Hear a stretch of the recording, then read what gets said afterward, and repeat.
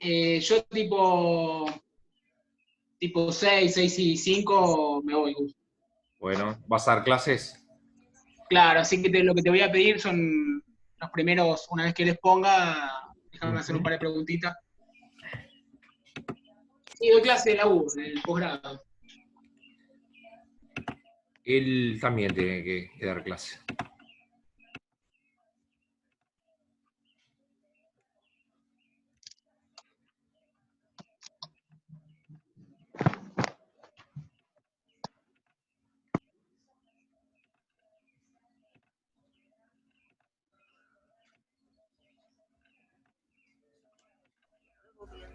En un ring, gracias, cada uno da lo que recibe,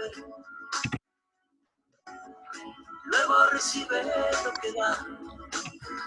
Nada es más simple, no hay otra norma, nada se pierde, todo se transforma, todo se transforma.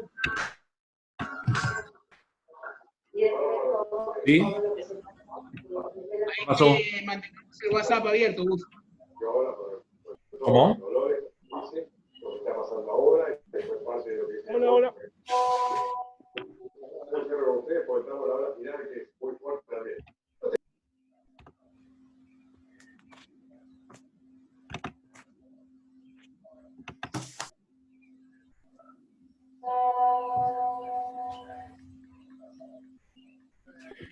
Sí, ahí te hago una consulta.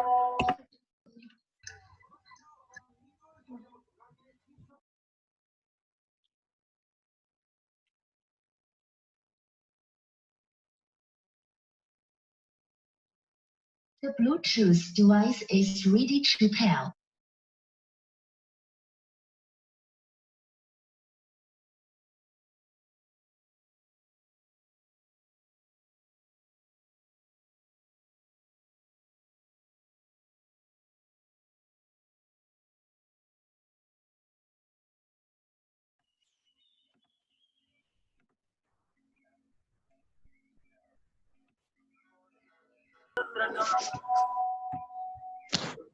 Hola Aníbal.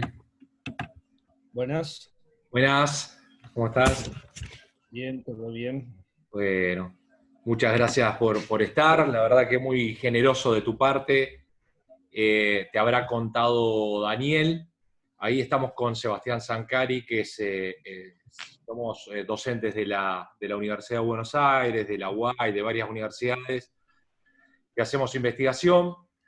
Hace un tiempo estamos con este tema de la reforma de la Constitución del 94, y seguramente Daniel te habrá comentado que tuvimos ya varios encuentros hace cerca de 2 meses y medio. Hemos tenido en estos encuentros que me acuerde, a Rodolfo Barra, a Antonio Hernández, a Prieto, a Eduardo Menem, a Di Tulio, a Graciela Fernández Mejide, a Jesús Rodríguez.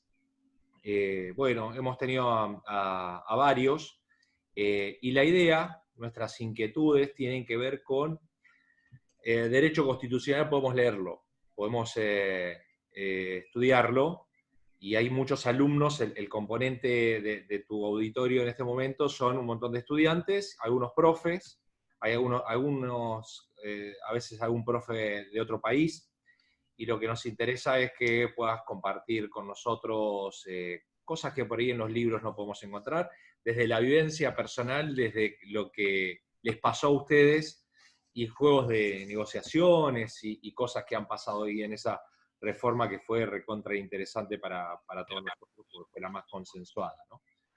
Así que te agradezco mucho que estés presente, y a todos los presentes. Y de tu bloque, hemos tenido bloques del peronismo y del radicalismo, y del FREPASO hemos tenido solo a Graciela Fernández Mejide, así que va a ser una voz más que autorizada, porque aparte, bueno, has sido muy joven, reformista, y has sido protagonista de la vida política de los últimos años, así que Seba.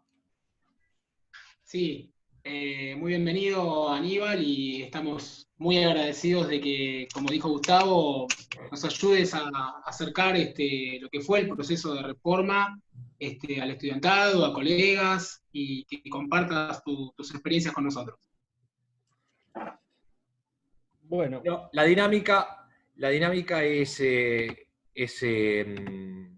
vos te explayás todo lo que quieras, todo lo que tengas ganas de decirnos y contarnos, y después seguramente el auditorio hará algunas preguntas. Es todo tuyo.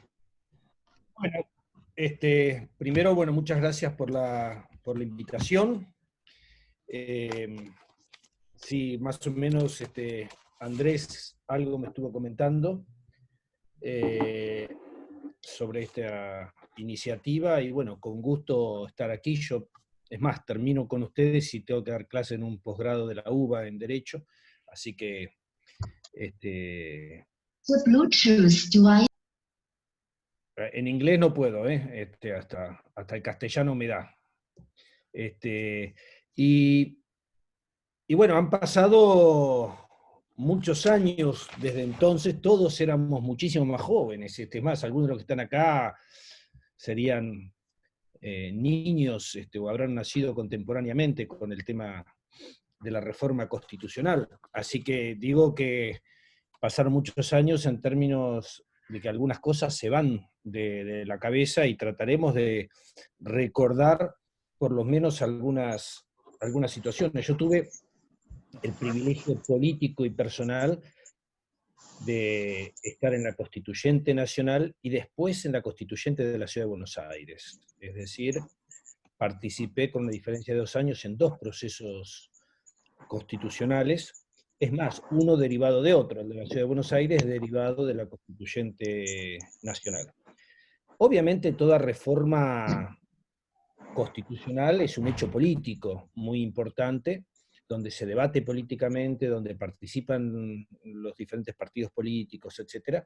En aquel entonces nosotros éramos Frente Grande, no todavía Frepaso, y éramos una fuerza, digo, vale el contexto político, porque toda reforma constitucional o todo poder constituyente está enmarcado en un proceso político, es así, no es abstracto o está de alguna forma imbuido, metido, como quieran, contaminado, lo que fuere, por el proceso político que se da en ese momento. Y en ese momento había un esquema bipartidista muy fuerte, que era el Partido Justicialista y el radicalismo, la Unión Cívica Radical, y fue el momento donde emergen, de alguna manera, otras fuerzas políticas, rompiendo un poco, no sé si rompiendo, pero por lo menos sacudiendo ese bipartidismo, y ahí aparece el Frente Grande. Aparece en ese contexto también fuerte el Modín, que era el partido de Rico, y esto se vio reflejado en las propias elecciones, donde gana el PJ, creo que con casi 38%, después muy lejos el radicalismo, que le había significado un costo del acuerdo grande, creo que había sacado 19, y después nosotros con 13 puntos, o sea, ahí, terceros, pero con una fuerza de algo que se había generado, y que debo decir que el motor de esa fuerza política fue Chacho Álvarez, que tuvo un rol central en la constituyente, y que perfilaba como un gran dirigente político en ese momento. Esto lo doy como contexto, más allá de que por supuesto se puede estudiar todo lo que fue el nivel de presión política de Menem hacia el radicalismo para forzar a votar la ley de necesidad de la reforma, donde le amenazaban con una consulta popular, etc. Bueno, terminan firmando lo que se llamó y que es conocido como el Pacto de Olivos, donde era el núcleo, que se llamó también núcleo de coincidencias básicas, donde la particularidad que tuvo esta reforma, que no la había tenido ninguna, era que ese núcleo no podía moverse una coma. Es decir, que lo que estaba allí adentro se votaba por sí o por no, eso lo decía la propia ley, que era la ley de convocatoria a la reforma constitucional. Es decir, había sido tal el acuerdo político que se desconfiaban entre sí. Es decir, obviamente el motor de la reforma constitucional fue el intento de Menem de lograr la reelección presidencial. Y el Pacto de Olivos o el núcleo de coincidencias básicas son como las concesiones que da Menem y que Alfonsín o el radicalismo impone a cambio de la votación del acuerdo de coincidencias, a cambio de la votación de la reelección. Es decir, yo te doy la reelección, vos me das todo esto, intentando hacer una constitución más moderna, más progresista, es decir, bueno, te concedo la reelección, que es lo que tanto te interesa, pero te va a costar todo esto. Esto fue ese acuerdo. El acuerdo que era un bloque, no se puede discutir una coma de acá, y ahí vamos. Y ahí fueron. Nuestra fuerza política llegó a la constituyente cuestionando ese núcleo. ¿Qué dijimos? Ustedes pónganse de acuerdo en lo que quieran, pero déjennos debatir y poder votar una cosa u otra. Hay cosas de ahí de ese núcleo podemos estar de acuerdo, otras no. Y esto fue, si se quiere, uno de los, o el eje central de nuestra participación. Es decir, nosotros podríamos haber tenido una posición rupturista, no la tuvimos, no la tuvimos la posición rupturista, pero cuestionamos ese bloque núcleo de coincidencias básicas y por otro lado intentamos llevar adelante nuevos derechos, hacerlo lo más progresista o moderna de esa constitución. Es decir, mientras cuestionamos que sabíamos que esto no se iba a romper, de todas maneras lo impugnamos con mucha fuerza política, por el otro lado, ante los temas habilitados fuimos por la sanción y la concreción de nuevos derechos y de muchos derechos que finalmente terminaron en la Constitución. Es decir, pero este fue el eje central. Y en la organización misma de la Constituyente estaba el núcleo, o sea, estaba Alfonsín allá adentro para garantizar que no se tocara una coma, estaba Eduardo Menem para garantizar que no se tocara una coma, era el Pacto de Olivos allí adentro, y una comisión redactora, de la cual yo participé, que era la que escribía en definitiva, y que era la única que permitía que, es decir, o no permitía, la única que no permitía que hubiera otros constituyentes o convencionales que no fueran integrantes, porque una comisión cualquiera puede ir y intervenir, no votar, pero puede debatir, opinar, presenciar, ahí no. El reglamento establecía que la comisión de redacción solamente podían intervenir los que la integraban. Recuerdo esto porque yo tuve una participación, una intervención ahí en la Constituyente, cuestionando precisamente esta cuestión reglamentaria. Digo, ¿por qué hacemos una, en todo caso, hagamos la comisión constituyente, porque era la que más poder tenía? Claro, decidían todo lo que estaba en el Pacto de Olivos, era mayoría absolutísima, pero ni siquiera habrían la posibilidad de discutir allí dentro, dentro de la comisión de redacción. Y esto, digo, fue, digamos, la aparición en aquel entonces de dirigentes políticos, por ejemplo, de Elisa Carrió. Carrió surge a la política, no que surge a la política, por lo menos en la visibilidad política, no quiero decir que a partir de ahí ya venía, pero en la visibilidad pública, mediática, en esa convención constituyente. En esa convención constituyente estaban Néstor Kirchner y Cristina Kirchner, ya ahí sentados. Y el propio Néstor Kirchner ya mostraba así expresiones de rebeldía contra el propio PJ. En un discurso, me acuerdo, claro, para nosotros PJ era toda una, y no, había muchos matices, como había matices también en el radicalismo, como nosotros mismos teníamos matices, y ahora en todo caso me voy a referir a algo. Pero lo cierto es que ahí también Néstor Kirchner, me acuerdo que había mandado un proyecto de la Comisión Federal, que era de las provincias, etcétera, y se los dieron vuelta en la comisión de redacción a otra cosa, que era el gran poder, y entonces él toma la palabra ahí y les cuestiona, y le dice, lo que yo lamento es que gente de mi partido, en lugar de dar el debate, hagan estas cosas encerrados entre gallos y medianoches, den vuelta en lugar de discutir, si tenemos la fuerza para discutir, y critica fuertemente al Partido Justicialista por estar, lo critica Alfonsín, pero critica también a su propia fuerza política. O sea, ya se mostraba un Néstor Kirchner, o aparecía un Néstor Kirchner que no era un exponente obediente del justicialismo, sino que mostraba ya por lo menos una faceta de cuestionamiento a determinadas cosas del partido justicialista. En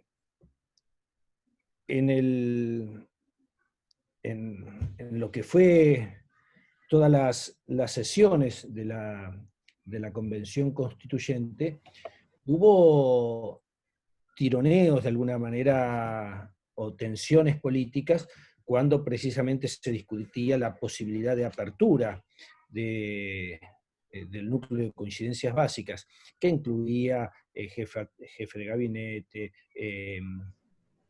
consejo de la Magistratura, tercer senador, etcétera, toda una serie de cosas que se ponen en la situación de la Ciudad de Buenos Aires, que claro, eran, como yo decía, reclamos o condiciones del radicalismo que habían sido puestas en la negociación para contrapesar lo que a todas luces era algo. Yo a esta altura no digo que fuera grave en términos ni constitucionales ni democráticos, pero en ese momento era mal visto, porque si se hubiera votado eso hacia adelante, pero era el propio presidente que estimulaba eso para él presentarse nuevamente. Y eso, por lo menos para nosotros, estaba mal visto, no era bueno, y por eso salíamos a cuestionar. Obviamente un presidente que políticamente lo cuestionamos en toda la línea, pero no es porque en sí sea algo mal una reelección en estos términos, pero era forzar una convención constituyente, una reforma constitucional para obtener una reelección propia, no un sistema que permita reelección. Señores, yo me retiro, cumplo acá, en todo caso dejo pasar un periodo y después me presentaré, pero esto lo quiero como para modernizar hacia adelante, cambiar, etc. No, era yo quiero volver a presentar, y así fue, que después de los 6 años tuvo mandato en definitiva total de 10 años. Y esto es lo que nosotros, de alguna manera, cuestionábamos, es lo que al radicalismo, este acuerdo con el menemismo, le costó votos que capitalizamos nosotros. Es decir, nosotros como fuerza política que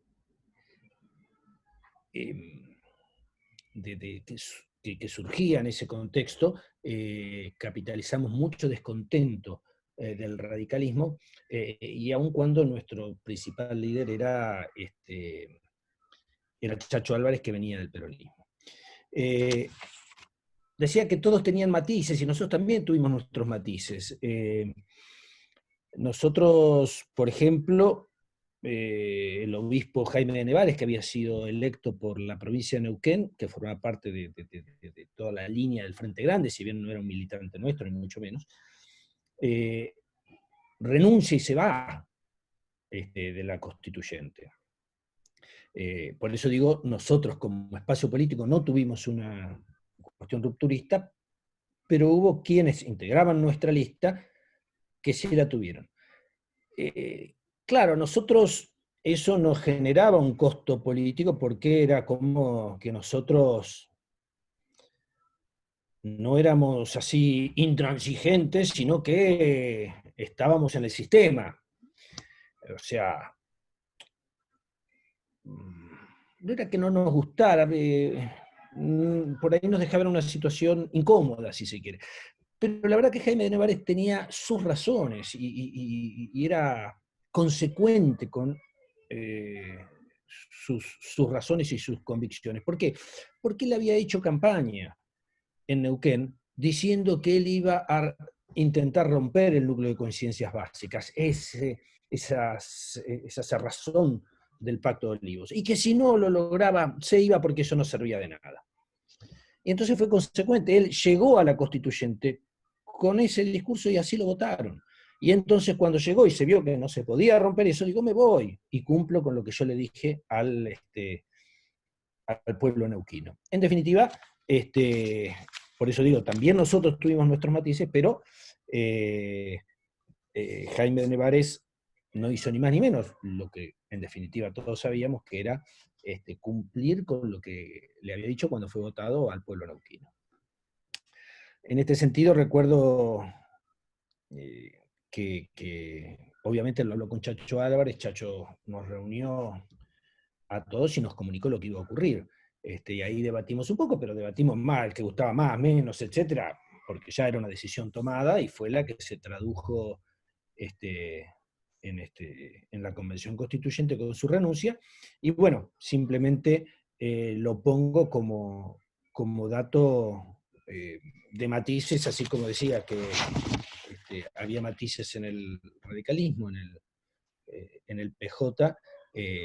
El propio Antonio Cafiero era de los que hablaba sobre lo que se podía. Sobre el núcleo de conciencia no había diferencia, nadie lo tocaba. Después, sobre las demás cosas sí había distintas posiciones. Recuerdo, por ejemplo, que hubo un debate casi al final de la Constituyente sobre el tema del aborto, por así decirlo.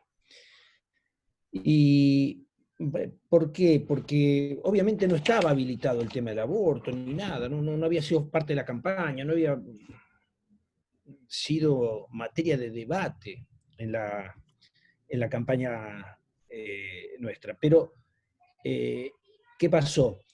Cuando se analizó y se debatió la posibilidad de modificar dentro de las atribuciones del Poder Legislativo, ahí en un artículo, en un inciso, sí, en un inciso, creo que era el 23, se ponía, a ver, la atribución de legislar, era de las atribuciones del Parlamento, entonces era dictar un régimen de seguridad social especial e integral en protección del niño en situación de desamparo. Hasta acá estaba bien. Después se agregó desde el embarazo hasta la finalización del periodo de enseñanza elemental.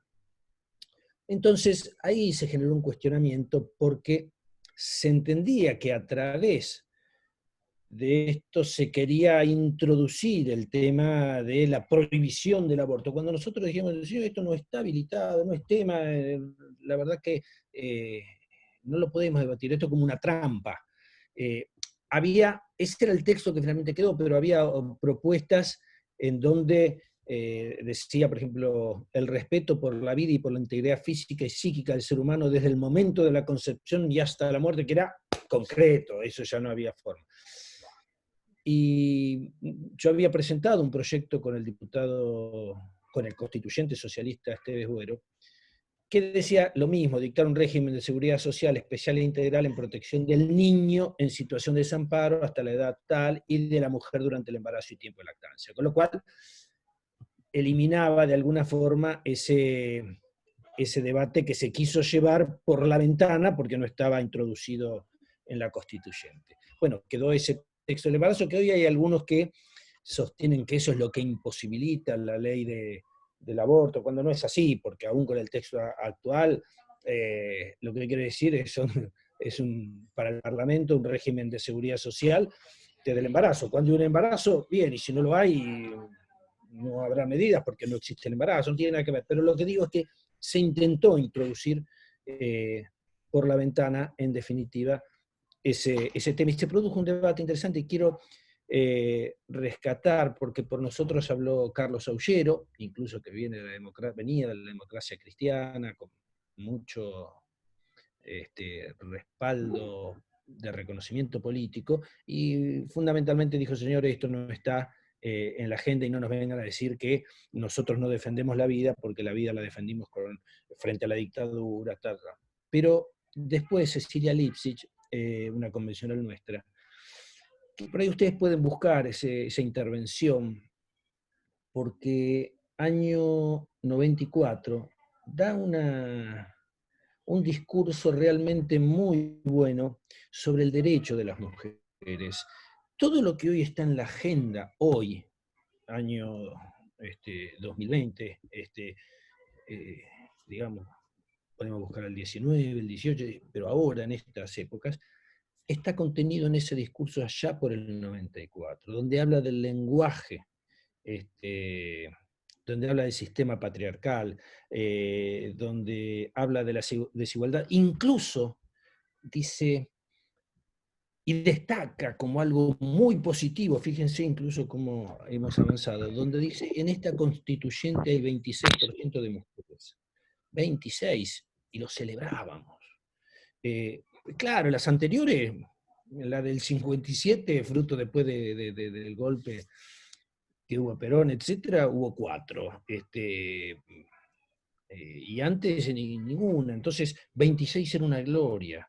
Y sin embargo, hoy estamos en otro contexto. Pero bueno, lo que quiero decir es que se debatió, pero había, incluso ella destaca en esa intervención, por eso digo que es interesante, un cuestionamiento a un diputado de la UCD, en donde había dicho que el artículo 5 de la Convención contra la Discriminación contra la Mujer, o sea, contra la discriminación contra la mujer, era un original Mengele sociológico de este dirigente nazi, un disparate, era como querer unificarnos a todos, o sea, en contra de esta igualdad entre varones y mujeres. Bueno, ella muy dura le contesta, pero eso era cosas que también se debatieron y que hoy tienen una actualidad, porque hoy esto no sorprendería a nadie y forma parte de la agenda y de los discursos generales, pero en aquel entonces era la verdad que en una convención constituyente se introdujera este discurso y este debate con el tema de querer introducir el tema del aborto y decir, señora, acá no puede haber aborto por la Constitución, ¿no? Como esas cosas ya afloraban en la discusión, quedando cristalizado esto como yo les dijera. Después hubo debates sobre la cuestión de derechos humanos, donde había coincidencia general, pero recuerdo que yo polemicé muy poco, es decir, no en un gran discurso, pero con uno del Modín, que vino a hacerse gracioso y decir, llegamos a la convención, acá esta sesión, con la cara pintada, y que todos se sonrieron, y entonces empezó a rescatar a los militares que defendieron las Malvinas, que defendieron nuestras fronteras, y qué sé yo, y entonces, bueno, yo dije, primero me parece que si esto da para sonrisa de que se pinte en la cara, la sociedad si escucha esto tiene que estar indignada porque en realidad uno se pinta la cara por una guerra y esto no es una guerra. Y además omite, así como pone lo que fue Malvinas, los soldados, etcétera, las fronteras, omite lo que fueron las dictaduras militares, sobre todo la última, que significó la desaparición de muchísimas personas, de miles y miles de personas. Por lo tanto, la verdad que nada, y ahí lo cuestiona, fue otro cruce que se iba dando porque había fuerzas políticas de un lado, por eso digo Modín, UCD, después estaba el núcleo central que era PJ-UCR y después estábamos nosotros con los socialistas por izquierda, por así decirlo de alguna manera. Otro de las cuestiones así que se debatieron fue el tema de la autonomía de la Ciudad de Buenos Aires, que eso, claro, esto era algo que le interesaba al radicalismo, porque entendía que la ciudad era de alguna manera un bastión radical. Entonces, si había un presidente nacional, el intendente lo ponía el presidente. En cambio, si había un presidente nacional del peronismo, digamos, y quería poner el intendente, no, eso surgía del voto, y el radicalismo pensó que iba a tener el voto de la ciudad asegurado. Y la verdad es que la realidad marcó que no fue así. Fue muy justo el tema de la autonomía de la Ciudad de Buenos Aires, pero en definitiva no significó que una fuerza política tuviera aseguradas las elecciones en este distrito. Y así fue como fue variando desde la reforma constitucional los jefes de gobierno de esta Ciudad de Buenos Aires. Pero también hubo discusión por el tema de, bueno, si eras autonomía y entonces estatuto organizativo que dice, era como que se concedía la autonomía, bueno, van a poder votar, pero no son provincia, no van a dictar constitución, no van a poder hacer más que votar al jefe de gobierno, que eso era lo que le había arrancado el radicalismo en definitiva a Menem. Y por eso se dictó la ley Cafiero inmediatamente después, garantizando, y además, no, la Ciudad de Buenos Aires no va a tener policía, no va a tener esto, etcétera, era como diciendo, solamente voten. La realidad se fue imponiendo, si bien de a poco, la policía terminó pasando a la Ciudad de Buenos Aires, se fueron ganando muchas competencias, y en lugar de un estatuto organizativo se dictó una constitución para la Ciudad de Buenos Aires, a pesar de que la Constitución hablaba de estatuto organizativo y la propia ley de convocatoria también decía lo mismo. Lo que digo es que, claramente, lo que decía al principio, esto surgió como parte, en definitiva, de una negociación, y se quiso limitar todo lo demás de la Ciudad de Buenos Aires, pero la propia dinámica en realidad demostró que iba a estar por encima de lo que era el interés político, porque la Constitución abrió las puertas a esa autonomía, y queda pendiente. Yo me acuerdo que presenté un proyecto vinculado con los fondos coparticipables, en términos de que los fondos coparticipables de la ciudad no podían referirse a lo de las provincias, porque la coparticipación tiene como una división, lo que va a las provincias y lo que es de la nación. Entonces, si la ciudad se metía, quería decir que bajaban los de las provincias, nadie lo iba a admitir, que los porteños. Entonces, el proyecto era que quedara claro que en la constituyente que la participación en coparticipación de la ciudad iba a referirse a la que le corresponde a la nación, sin tocar nada de las provincias, para evitar esta cuestión de disputa interior Ciudad de Buenos Aires. Y en ese sentido, bueno, siempre fueron proyectos, pero éramos minoría. Fuimos una minoría con mucha importancia política o relevancia política, es decir, el Pacto de Olivos estaba claro, quiénes eran, etcétera. Nosotros éramos los rebeldes que veníamos, los nuevos, a cuestionar ese bipartidismo. Estábamos en los comienzos y por eso teníamos, digamos, mucha trascendencia política mediática. Chacho Álvarez surgió a partir de entonces con una gran fuerza política, que veníamos ya de antes. Yo recuerdo que en el proceso eleccionario para los convencionales constituyentes se había dado una denuncia que yo había hecho por el tema de coimas en el PAMI, contra Matilde Menéndez, etcétera, que tuvo una difusión tremenda. O sea, ya nuestra fuerza política venía teniendo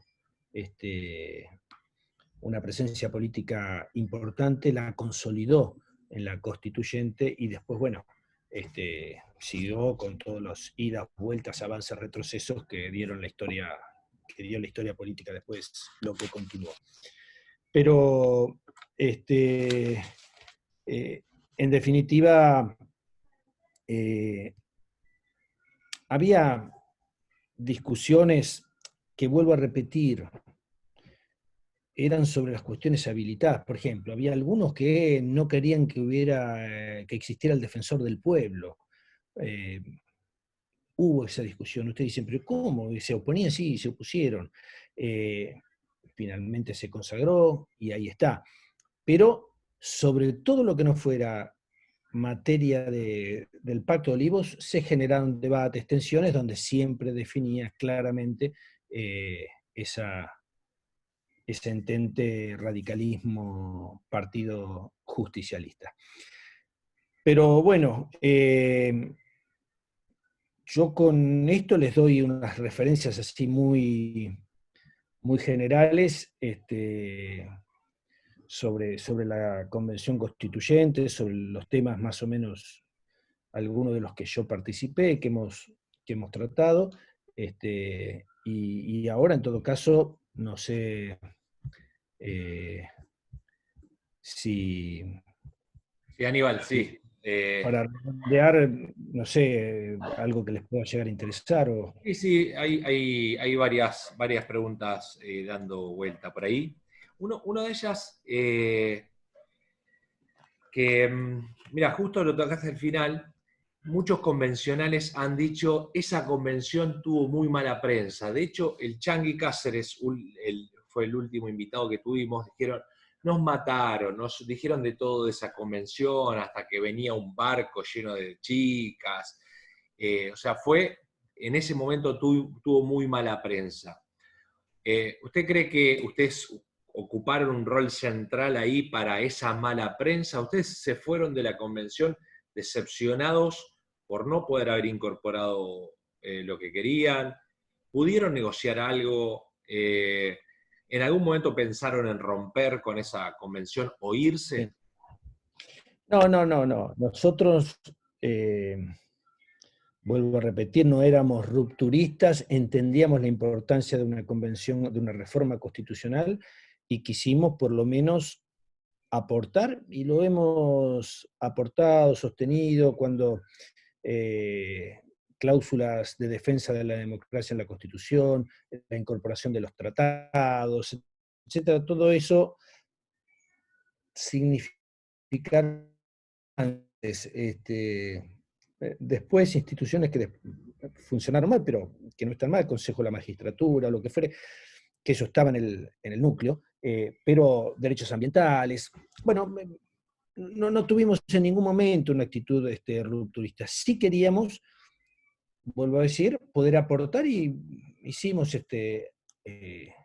aportes en esa parte, vuelvo a decir, de nuevos derechos que estaba habilitada.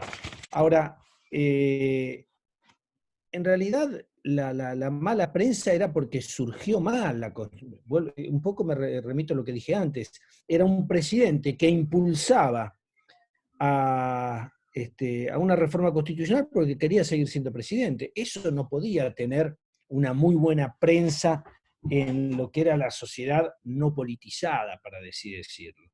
Entonces, así surgió, no fue, vuelvo a repetir, vamos a modernizar la Constitución, convocamos, etcétera, se puede discutir de todo esto. No, núcleo de coincidencia básica, la reelección. Esto es porque yo quiero seguir como candidato y seguir siendo presidente. Eso, obviamente, generó el rechazo, era como el acuerdo de la clase política por sus propios intereses y no por los de la sociedad. Y marcó tanto que después las cosas que se incorporaron que eran en favor de la ciudad, que terminaron siendo buenas, etcétera, no alcanzaban a compensar ese acuerdo que signó a la Convención Constituyente. Y nosotros, que éramos los nuevos, los que aparecíamos, los rebeldes, los incontaminados, no habíamos gobernado nunca, con lo cual nadie nos podía decir nada, es decir, era otro contexto, una fuerza política joven, recién aparecía, teníamos como un plafón, y sobre la base de una sociedad que cuestionaba ese acuerdo político, nosotros nos manejamos como pez en el agua en ese caso. Por eso tuvimos mucho respaldo. Y me acuerdo un discurso de Chacho que le decía, escúcheme, ¿quién de ustedes va a votar en contra del nudo de coincidencia? Después de todo lo dijeron, pero ábranlo, así nos posibilitan, etcétera, etcétera. Dice, porque además, dice, ¿ustedes se creen que la gente sale con pancartas a la calle diciendo por el jefe del gabinete o por el consejo de la magistratura o por la reelección? No es eso es interés de ustedes, de la política, no es de la sociedad, conectemos con la sociedad. O sea, era un discurso que era muy seductor desde el punto de vista político, sincero de Chacho, pues siempre pensó eso. Chacho, recuerdo una anécdota previa a la constituyente, a las elecciones. Él quería lograr una unidad grande para ir a elecciones y tratar de sacar la mayor cantidad de votos, o sea, romper ese bipartidismo. Y me acuerdo que le había planteado al Partido Socialista, a la Unidad Socialista, una alianza con ellos, y ellos no querían, no querían, no querían. Entonces un día les pidió una audiencia, y fuimos varios, y él, para tratar de forzar, él era el líder en ese momento, el tipo que surgía con mucho ímpetu y fuerza, y convocó a todos los medios a la puerta del local de la Unidad Socialista donde estaban esperando, y dijo ante todos, antes de entrar a la reunión, les vengo a ofrecer que ellos encabecen la lista. No voy yo primero, que vayan ellos la persona que decidan. Y lo dijo públicamente para que no fuera una posición a retractarse después o en medio de una negociación. No, no, ya lo había dicho. Y fuimos con eso. Señores, necesitamos la unidad. ¿Saben qué? No voy yo, vayan ustedes, esto no es un tema de personalismo. Y los socialistas no aceptaron. Tremendo error porque el Frente Grande sacó una enormidad de votos y la Unidad Socialista sacó muy poquititos. Es decir, entonces esa unión hubiera sido muy, muy fuerte, muy potenciada, pero lo que quiero marcar es cómo era una fuerza política con el criterio de Chacho Álvarez, era de juntar unidad, fuerza, sumar, y no el proyecto individual propio. Pero bueno, era un contexto interesante para el surgimiento de esa fuerza política, como fue después, ¿no? Gracias, Sebastián. Sí, Aníbal, justamente respecto de lo que dijiste de este discurso de conectar con la sociedad, de una política alejada de las estructuras, digamos, tradicionales, ¿no te parece que hay una conexión entre ese espacio político que ustedes supieron capitalizar, que significaba un cierto descontento por parte de gran parte de la ciudadanía hacia la política tradicional, y lo que pocos años después va a pasar en el 2001? Este repudio al acuerdo de cúpulas, a la política de los políticos y alejada de la... Sí, ¿O no? sí, Chacho no cuestionaba la política, al contrario, defendía la política. Lo que cuestionaba eran estos acuerdos a espaldas de la sociedad o para defender los intereses de los sectores políticos y no los diferentes los, intereses de la sociedad. Por eso nosotros emergíamos como una fuerza dispuesta a, a luchar por el poder, a luchar por cargos, o sea, dentro del sistema, para defender los intereses de la sociedad y no los intereses de tal o cual dirigente o sectores políticos. Esta era la idea, el discurso, si se quiere, no sé si romántico o no, pero lo sentíamos así. ¿Qué pasó después? Se vio la necesidad de confrontar con el menemismo, y en esa búsqueda de unidad también vino la unidad con el radicalismo, para ganarle al menemismo.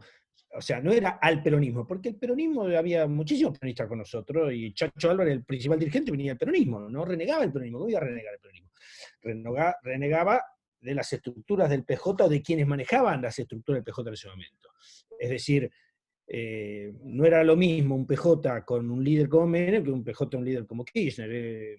Te puede gustar uno u otro, pero iguales no son. Es decir, entonces, desde ese lugar, claro, cuando vamos y hacemos la unión para ganarle al menemismo, resulta que dentro del radicalismo nos triunfa en la interna, es decir, el sector más conservador, que era de la Rúa y no del alfonsinismo, con lo cual nosotros nos vimos encajados, una fuerza rebelde, centroizquierda, qué sé yo, dentro de una estructura donde el que lo dirigía no eran los sectores más progresistas, si se quiere, del radicalismo, sino el sector más conservador. Digo, objetivamente, después te puede gustar más uno u otro, vuelvo a repetir, cada uno tiene su gusto, pero objetivamente así, y eso nos generó una entrada en contradicción.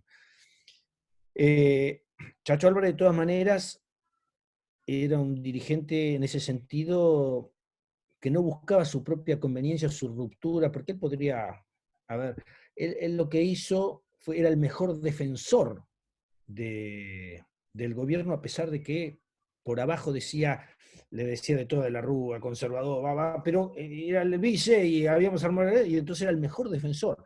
Después se pelea cuando, en definitiva, tiene conflictos internos a él, y bueno, ahí se pelea con el tema de las coimas en el Senado, etcétera, etcétera. Pero obviamente nosotros nos golpeó esa alianza, porque si bien significó ganarle al menemismo, lo que vino no fue algo, fue la alianza, y hemos hecho muchas críticas sobre el resultado de ese gobierno de la alianza, finalmente. Es decir, que no lo conducíamos nosotros, y yo voy a decir algo, tal vez, creo que Chacho, la verdad que Chacho lo quiero mucho, lo respeto muchísimo, y le reconozco como, en esa época, un tipo con una iniciativa. Cuando uno estaba discutiendo esto, él estaba a 50 metros más adelante, ¿no? Pero él subestimó, en definitiva, la capacidad nuestra como fuerza política para poder tener cargos ejecutivos de gobierno. Era como diciendo, bueno, somos como unos chicos universitarios acá, que llegamos hasta acá, mirá, llegamos y somos, y entonces le dejaba lugares al radicalismo, como si ellos sí tuvieran experiencia para gobernar. Y en definitiva, después, digamos, depende de la capacidad, la construcción política y la estrategia que uno tenga, es decir, podrá tardar un poquito más o no en resolver algunas cosas, pero él como diciendo, si nos metemos así como una fuerza política histórica que viene de años, bien, tomamos todo esto, como somos nuevos, no, y era como ese temor, y eso determinó que tampoco pudiéramos incidir como Frepaso ya en esa alianza, éramos como un sector que estaba dentro de la alianza, pero que no dominaba la alianza, ni mucho menos. Podía tener presencia en la política, por eso fue muy fuerte el golpe cuando él renunció, está claro, para la alianza en sí. Pero bueno, eso era básicamente. ¿Vos sentías que la reforma, cuando estaban en el proceso de reforma, se sentían acompañados por la ciudadanía? ¿Se sentían, digamos, que... Sí. Sí. El impacto que tenía Chacho mediático era muy fuerte. A Chacho, donde iba, todo el mundo lo saludaba, le tocaba bocina, era una cosa, era una estrella en ese momento de la política. Y nosotros recibíamos un poquitito de lo que a él le caía. Yo en lo particular, porque había tenido mucha difusión el tema de la denuncia contra Matilde Menéndez del PAMI, de las coimas que se filmaron, etcétera, estaba en todos los programas. Era una cosa tremenda que ni yo lograba dimensionar, porque me sorprendía a mí, o sea, porque uno puede ser un gran trabajador de la política o un vago, ¿no? Pero si uno no está en los medios y la gente, podés hacerte un esfuerzo tremendo en presentar 50.000 proyectos que nadie, nada. Y si vos apareces en los medios, no quiere decir que seas bueno o malo, pero la gente te reconoce. Bueno, nosotros en ese momento por lo menos nos creíamos buenos, es decir, ¿qué quiero decir? Éramos, más allá de matices, sinceros con las convicciones, o sea, no dijimos, a ver muchachos, vamos a enriquecernos con la política, vamos a la rosca para... No, ninguno era así. Más allá que cada uno tenía sus egos, sus proyecciones personales, ¿no? Y que después yo quiero ser, como en toda fuerza política, pero no éramos runflas que a ver cómo nos enriquecemos con la política. No. Y la verdad que teníamos un impacto, sí, nos sentíamos acompañados incluso por aquellos que no nos votaban. Esta pregunta que te hace Sebastián sobre el acompañamiento por parte de la sociedad, es interesante tu matiz, porque hasta ahora los convencionales, que por supuesto eran de los grupos mayoritarios, dicen, pero esa convención más representatividad no podía tener, no solo por los grupos, digamos que había izquierda, derecha, había muchos bloques, creo que eran 19 bloques o 26, no me acuerdo cuántos eran, pero eran muchos bloques, y dice, de hecho, los dos grupos mayoritarios, que son los que terminan haciendo el Pacto de Olivos, representaban más o menos el 70% de la población, por lo tanto, un alto nivel de representatividad, y Valeria dice, bueno, la sociedad... ¿Cuánto? No. Digo, el peronismo de radicalismo... El grupo, uno había sacado 38 y 20, 58. Bueno. No te escucho más. ¿Ahora? ¿Qué pasó? Sí, no, tenés la señal un poco baja. Y Valeria dice, ¿Y la sociedad en ese momento apoyó la convención, estaba de acuerdo con la convención, o la agenda de la gente iba por otro lado? No, la agenda de la gente iba por otro lado. No. Es un poco ese discurso de Chacho Álvarez, que a ver si donde en realidad él dice eso: discutamos las cosas que le interesan a la gente, y en la gente lo que estaba en el Pacto de Olivos y la reelección presidencial. Después había cosas que jefe de gabinete, pero efectivamente Chacho lo dice muy bien: ¿quién se iba a conmover en la sociedad por un jefe de gabinete? Entonces, creo que en definitiva la agenda de la constituyente no era una agenda de la sociedad, y por eso nosotros, que cuestionábamos eso, teníamos buen respaldo de la sociedad. Es decir, cuestionábamos esa estructura política, veníamos de afuera, éramos nuevos, queríamos discutir las cosas que le interesaban a la gente, etc. Y bueno, Aníbal, una pregunta, porque nosotros permanentemente en clase tratamos de explicar qué entendemos por sociedad, qué entendemos por gente, cómo... ¿te puedo poner un Sí, segundito? sí, sí, sí. Sean mayoría, pero no nos tomen por estúpidos, porque también leímos a Easton y las teorías sistémicas. Algo podemos balbucear de eso. Este es una cláusula, como el artículo 5 de la ley. Me mira Lacino, pensativo. Esta es una cláusula. Esta es una cláusula. Esta es una cláusula que le está asegurando a los pactistas determinadas cosas. La respetamos en ese lugar, pero ya han tenido compromisos con la sociedad harto suficiente. ¿Quién puede ser tan traidor, tan pedazo de traidor, de tocar un punto de esos 13 puntos del núcleo de conciencia básica? ¿Quién después de todo lo que se dijo acá puede hacerse trampa? Habría que detenerlo. Por esta Argentina no se detiene a nadie. Pero habría quien tiene margen de los partidos firmantes del pacto para robarse el balotaje o para manotearse la elección del presidente Menem. Ya está asumido por la sociedad, ya está el pacto, el contrato, la campaña electoral.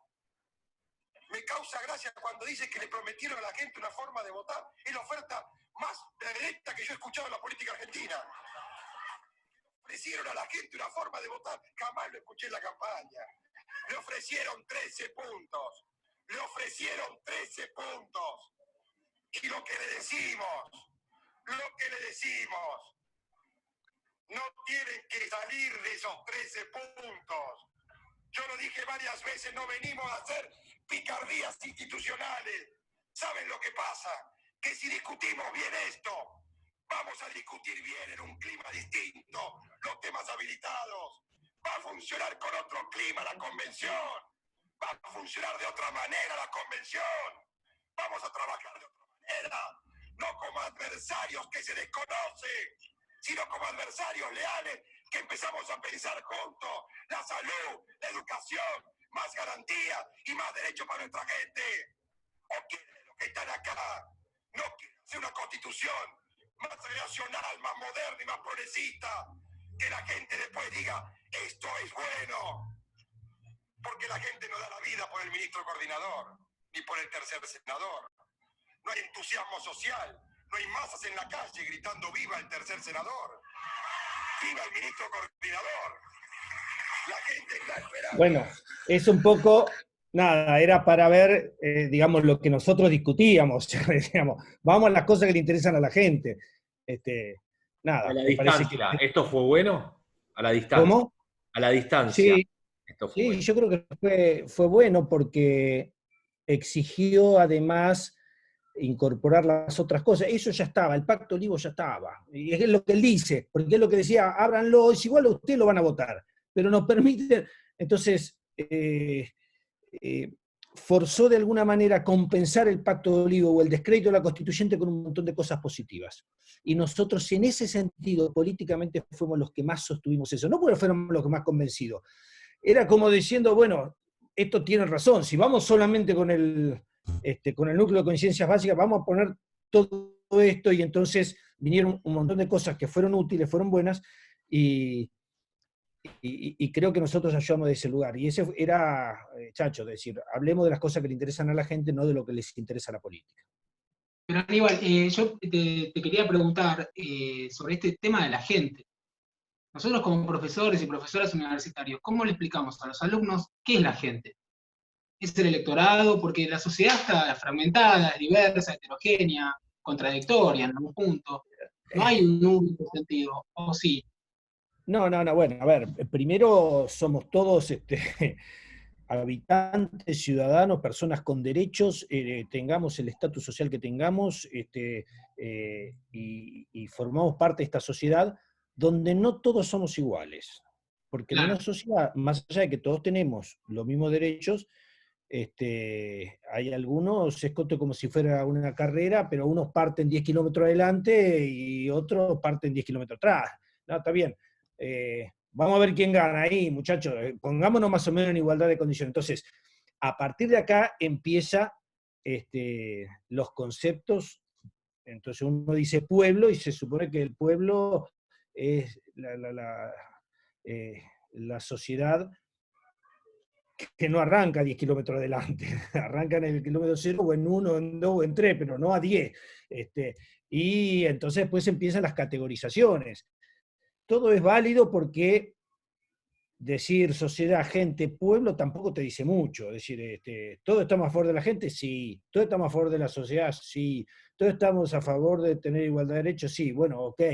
Pero no es lo mismo haber nacido en un pueblito del interior de Formosa o del interior del Tercer Cordón que haber nacido en Belgrano en una familia con recursos que te garantiza educación. Esto, después está el que le salva bien o mal, o el que es vivo o no es vivo, o el que trabaja o no trabaja. Eso en todos lados es así. Ahora, la verdad que porque yo estoy...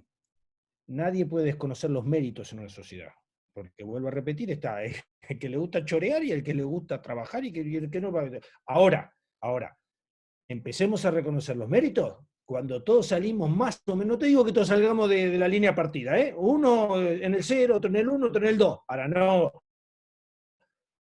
otro en el kilómetro 20, arranque ahí, no me diga que, bueno, entonces creo que los conceptos de sociedad, de gente en el globo, todos estamos acá dentro. Ahora, después empezamos las categorizaciones que son válidas, y cada uno las tendrá, y por eso también cuando uno se dice a favor de todos, y es muy difícil.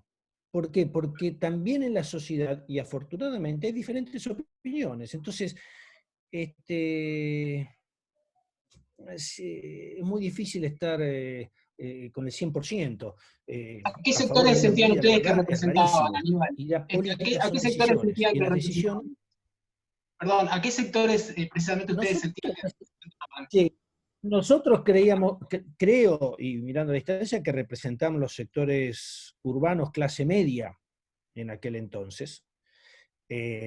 No llegábamos todavía a los sectores, ¿cómo se puede decir?, populares, o los sectores bajos, que esos seguían vinculados al peronismo, es decir, con Menem o sin Menem. Estamos. Entonces nosotros sí teníamos una fuerte presencia en toda la clase media urbana, y creo que en ese momento representábamos eso, aspirando a representar a muchísimo más. Después, Aníbal, no. hay muchísimas preguntas sobre federalismo, porque los chicos justamente están mirando, están en la materia, el tema de federalismo. Así que hay muchas preguntas que la reduzco en, ¿vos creés que esta constituyente generó más y mejor federalismo? podés incorporar algo del debate. Vos dijiste, bueno, hubo muchas posturas con respecto a la autonomía de la capital federal. Si podés un poco contarnos un poquitito sobre eso, sobre las posturas que había sobre la capital, sobre la Pero coparticipación. en el tema del federalismo, empiezo con esto, la verdad es que hubo medidas que parecían como muy buenas, pero que creo que finalmente terminaron perjudicando a las provincias o al federalismo, si se quiere. Por ejemplo, el voto directo, antes era colegio electoral.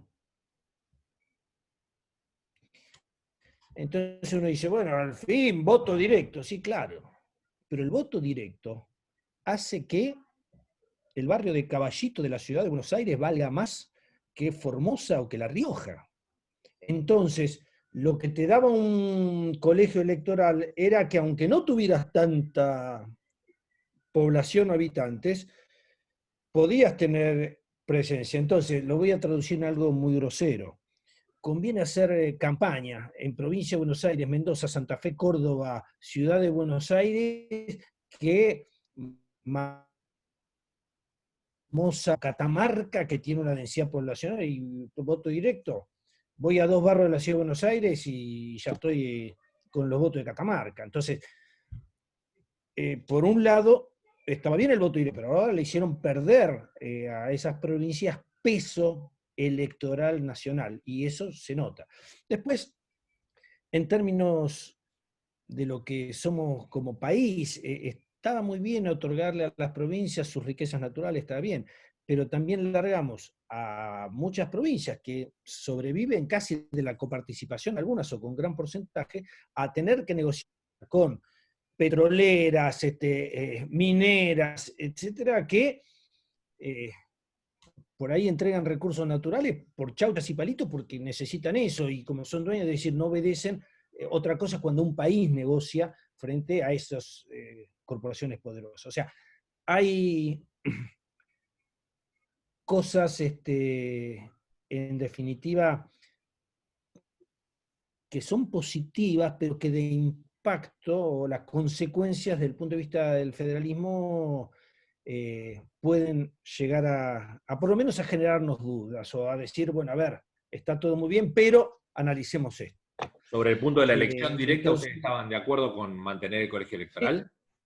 no estuvimos de acuerdo con la elección directa. Digo que es una consecuencia no querida, si se quiere, del cuerpo electoral, lo del cuerpo electoral. No estamos de acuerdo con la elección directa, sí. Pero la consecuencia es esa. Y la verdad que el colegio electoral también tiene sus complicaciones, porque puede haber acuerdo dentro del colegio electoral, bueno, pasó en Capital en su momento, etc. Cuando la UCD va con el, Sí. con el Con el justicialismo. peronismo. Bueno, Les arrebatan el senador de la Rúa. Sí, de la Rúa, exactamente. Ahora, por eso digo, todo tiene su pro y su contra. Hasta lo que parece como perfecto y que todo tiene pro, también, bueno, lo del pro lo puedo decir, todo lo que tiene positivo, también algunas cosas negativas puede tener. Y no digo que haya que volver al otro, no, pero son efectos que producen determinadas decisiones. No, con la Ciudad de Buenos Aires, básicamente hay un gran rechazo del interior hacia el porteño, eso lo sabemos, y seguramente lo tenemos merecido o no, pero algo habremos hecho, como se dice. Pero lo cierto es que lo que se quería era solamente otorgar a la Ciudad de Buenos Aires la posibilidad de votar al jefe de gobierno y nada más, que es lo que yo decía. Y entonces, de la coparticipación, ni la consideraban y la verdad que nadie estaba dispuesto a que la ciudad les tocara un peso. La ciudad más rica de la Argentina, etc. Bueno, ahora se dio un debate a través de la medida del gobierno nacional con los fondos que tenía de la nación, etc. Pero bueno, un poco subyacía todo eso. Era que todos eran conscientes que le otorgaban la autonomía solamente porque era un requisito del radicalismo, que además, que era muy justo, pero que iba por un tema de conveniencia personal, pensando que era como una provincia, ahora tenemos un distrito más donde ganamos nosotros. Y lo del tercer senador era en definitiva colar en muchas provincias en el Senado donde históricamente eran del peronismo, etc. Bueno, nada, esas cosas fueron impactando pues en la realidad política, ya forman parte de la dinámica política. Vos sabés que esto último que vos decís, Yoma, el convencional Yoma, dice, bueno, nosotros, 3 veces dijo, nosotros le dimos la concesión de la capital federal porque hinchaba el radicalismo, pero nosotros queríamos la reelección. Y bueno, y como que concedieron, como que y le digo, Claro. ¿no estaban de acuerdo? Sí, está bien que lo hayan puesto, pero como que lo minimizaba. Y vos fuiste jefe de gabinete, jefe de gobierno de la capital y convencional. ¿Qué diferencias ves en la convención esa de la capital federal y la convención nacional? ¿Qué grandes diferencias notas? No, bueno, gran diferencia, primero nosotros no teníamos ningún núcleo de coincidencias básicas, estaba todo abierto. En su momento el Partido Justicialista o el peronismo de Capital decía que no era una constitución, sino que era un estatuto organizativo, como decía la Constitución. Y nada, nosotros avanzamos que estábamos dictando una constitución y quedó la constitución de la Ciudad de Buenos Aires y ya está. El estatuto organizativo quedó en el texto constitucional, en la ley de convocatoria y nada más. O sea, estuvo todo muy, muy abierto en la convención. Nosotros fuimos mayoría, yo fui jefe de bloque de esa mayoría, y creo que fue una constitución muy buena, progresista, con muchos derechos. Bueno, si uno, es decir, y era el arranque, que es todo un proceso, porque hoy todavía a la ciudad le faltan todavía competencias que nosotros las habíamos consagrado, y es un proceso de discusión con el gobierno nacional. Pero se ha avanzado muchísimo y hoy la Ciudad de Buenos Aires tiene una presencia institucional política muy importante, cosa que antes no tenía porque, bueno, el intendente era un delegado del Poder Ejecutivo. Yo fui el primer jefe de gobierno elegido con la Constitución de la Ciudad de Buenos Aires. Después de la Convención Constituyente fue de la Rúa elegido, pero de la Rúa no tenía constitución de la ciudad cuando fue elegido. O sea, no había balotaje, no había nada. Nosotros establecimos el balotaje, que además lo hicimos distinto del nacional.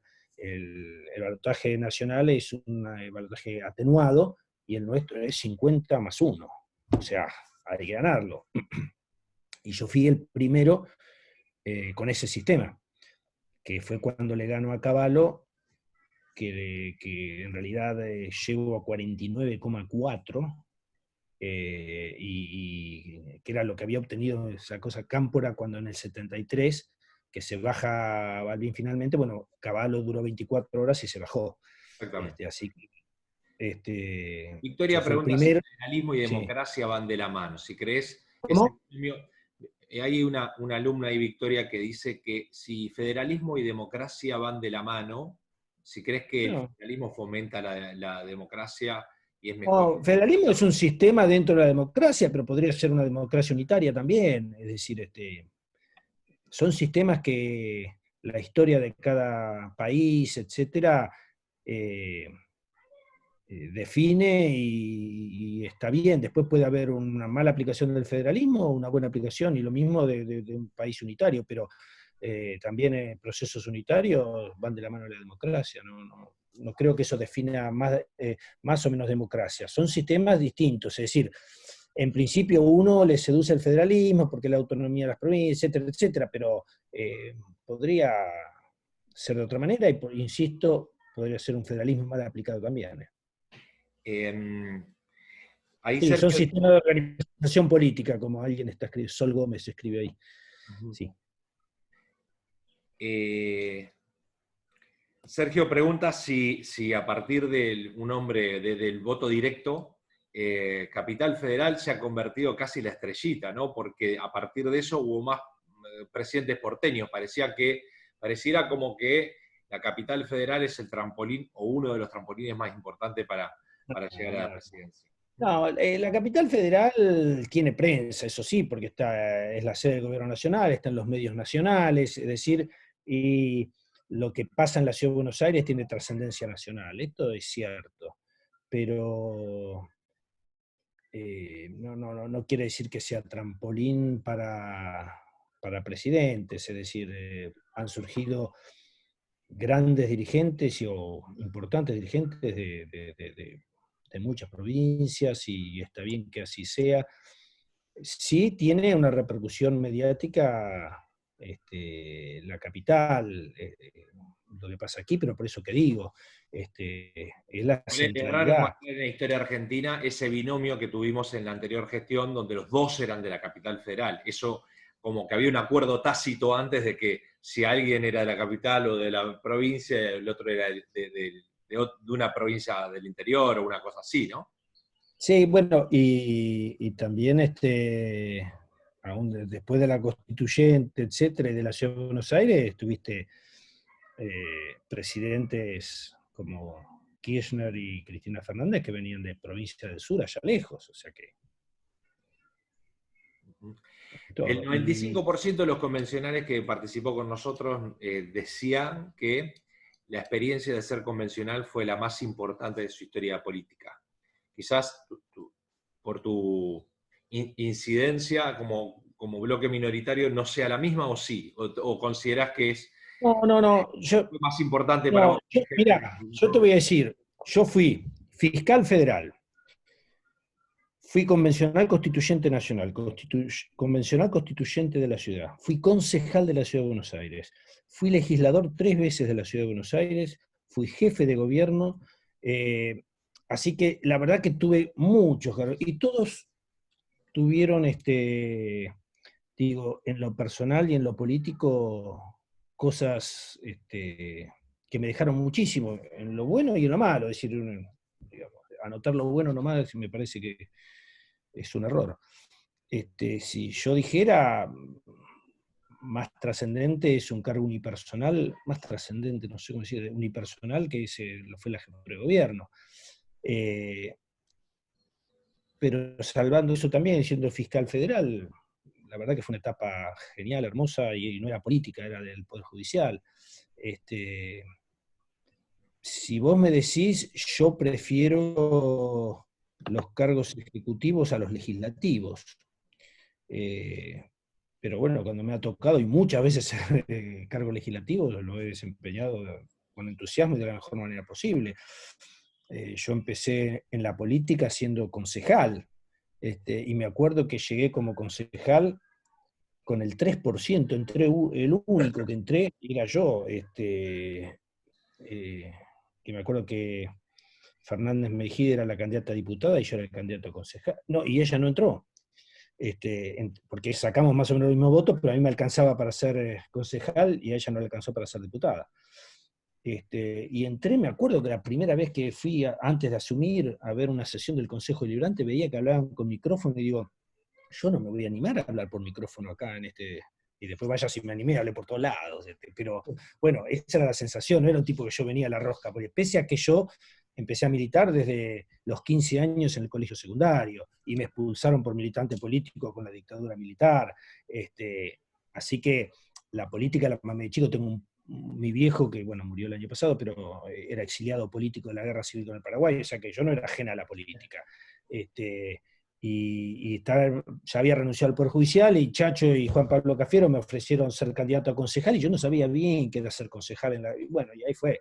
O sea, fue muy importante, la verdad que es un orgullo, y son cosas que te pueden pasar una vez en la vida, porque tampoco hay reformas constitucionales todo el tiempo, y nada, aprendí muchísimo de la política. Yo en ese momento era un pichón, para decirlo, estaba al lado de monstruos de la política, por eso los constituyentes, que eran la primera línea, y el propio Chacho, con quien yo estaba cerca, que aprendí mucho con él en la política. Después, bueno, ya uno va desarrollando su propio camino. Bien. Dos últimas para no abusar de tu generosidad, una más corta y otra de reflexión. Lo de Jaime, esa anécdota de Jaime de Nevares que vos contaste, ¿lo charló con ustedes? ¿Ustedes pudieron, aprovecharon para poder pararlo, o fue ese día la sesión? No, habló con Chacho. No sé si habló con Aullero también o con Graciela, pero con Chacho seguro, y nosotros nos enteramos por Chacho, que nos reunió a todos y nos dijo, así que con nosotros no habló eso. O sea, nosotros reflexionamos sobre una decisión tomada y comunicada. Y así que no. Y una última desde sensaciones personales, ¿cómo vos fuiste a Santa Fe? ¿Con qué expectativas te fuiste y cómo volviste? Y si consideras que es necesario hacer una nueva reforma. Volví más grande en términos políticos, o sea, para mí fue una experiencia importante estar, y uno mira, y uno estuvo ahí con los Kirchner, que no imaginaba que iban a ser presidentes de la Argentina y iban a tener esta presencia, estaba con Alfonsín, estaba con Cafiero, el propio Eduardo Menem, qué sé yo, digamos, en ese momento uno la veía a Carrió y después fue lo que fue, con la presencia política, etc. La verdad que yo aprendí mucho, claro, hoy con la experiencia y la capacidad, si yo estuviera en ese momento, me hago un picnic. Y era un pichón que hablaba, intentaba, debatía, pero con mucha ingenuidad, si se quiere, porque eran mis comienzos en la política grande. Yo había hecho política estudiantil, no tiene nada que ver en un colegio secundario encima, ni siquiera en la universidad, porque yo hice la universidad en medio de la dictadura. Lo que menos podíamos hacer era política. Así que la verdad es que fue muy importante, crecí, aprendí, me relacioné y después, nada, eso me sirvió para todo lo demás. Bueno, gracias enormemente, Aníbal, por tu generosidad. Seguramente para todos nosotros esto fue una enorme experiencia. Y también quiero agradecerle a Andrés, que fue muy generoso desde un primer momento, y con él es el que tuve el contacto para que hoy estés acá presente. Así que, bueno. Sí, se ocupaba, porque yo soy medio desvolado, qué sé yo, y bueno, pero tenemos que concretar, bueno, dale, concretamos, o sea, él impulsó todo.